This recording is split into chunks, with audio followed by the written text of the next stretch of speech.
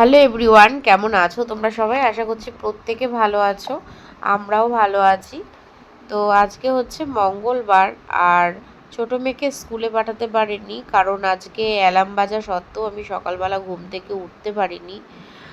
আর সেই কারণে কিন্তু স্কুলে পাঠাতে পারিনি। আসলে আগের দিন অনেক রাতে ঘুমোনো হয়েছে, আর শরীরটাও বেশ কিছুদিন ধরে খুবই খারাপ। তো ডক্টর দেখাচ্ছি, আশা রাখছি যে ঠিক হয়ে যাব। তো সেই কারণেও হতে পারে যে ঘুম থেকে উঠতে পারিনি। আসলে এরকমটা হয় না। তো যাই হোক, হয়ে গেছে, কি আর করবো। সকালবেলা ঘুম থেকে উঠে মনটা অনেকটা খারাপ যে মেয়েকে স্কুলে পাঠাতে পারলাম না। আর কি বলবো, সেকেন্ড দিন মঙ্গলবার ছিল, পাঠাতে পারলাম না। কি আর করা যাবে, শরীরের ওপরে তো আর কিছু নেই। যাই হোক, তো এখনও ব্রেকফাস্ট হয়নি, বর গেছে বাজারে। তো চলো। আর হ্যাঁ, বড় মেয়েকে দেখতে পাচ্ছ, ও স্কুলে যায়নি, কারণ হচ্ছে ও স্কুল বন্ধ আজকে। ওর হচ্ছে স্কুলের বার্থডে রয়েছে, তো সেই কারণে স্কুল ছুটি।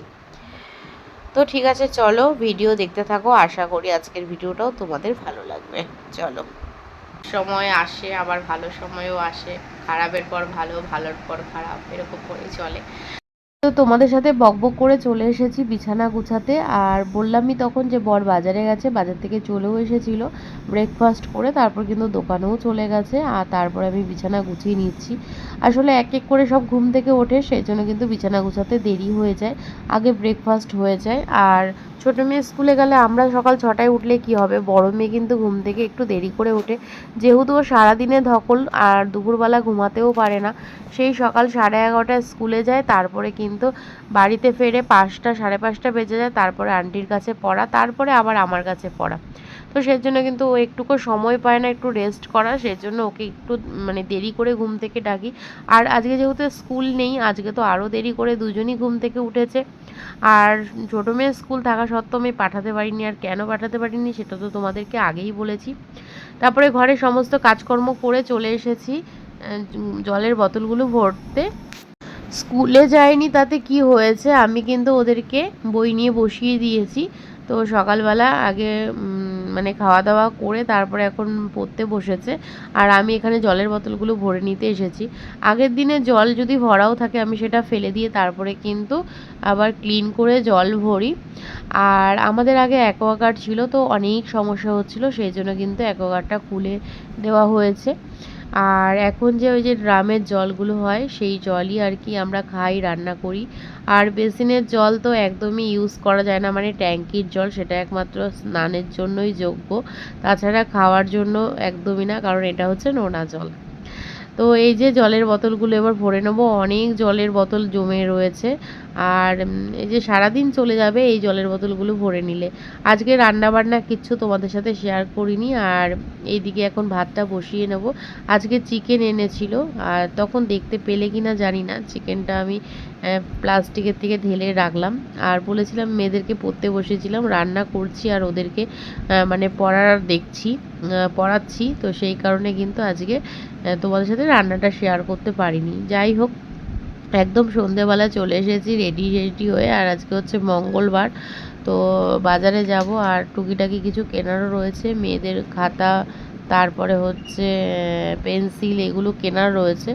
তো মেয়েদেরকে নিয়েই যাব, সবসময় তো আমি একাই যাই। যাই হোক, ওরাও তো বাড়িতে থাকে, ওদেরও তো বোরিং লাগে। আর 2026-এ কিন্তু এখনও কোথাও ঘুরতে যেতে পারিনি, লাস্ট 2025-এই ঘুরতে গেছিলাম।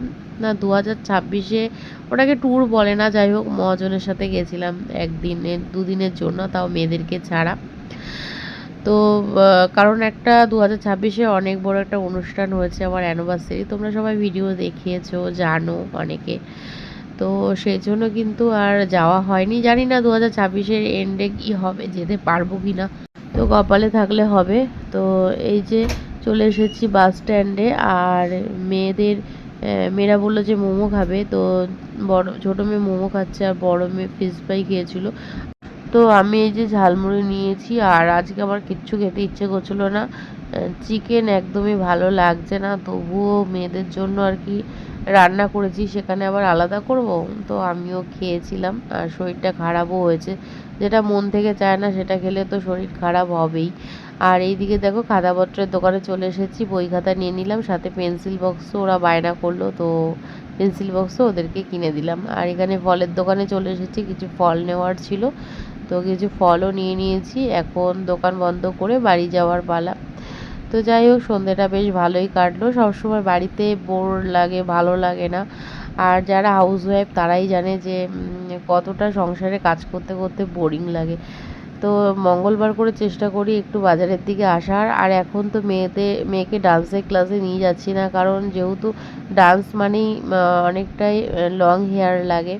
তো যাই হোক, মেয়েদের তো চুলটা কাটিয়ে দিয়েছি, তো সেই কারণে ডান্সের ক্লাসেও এখন যাচ্ছি না।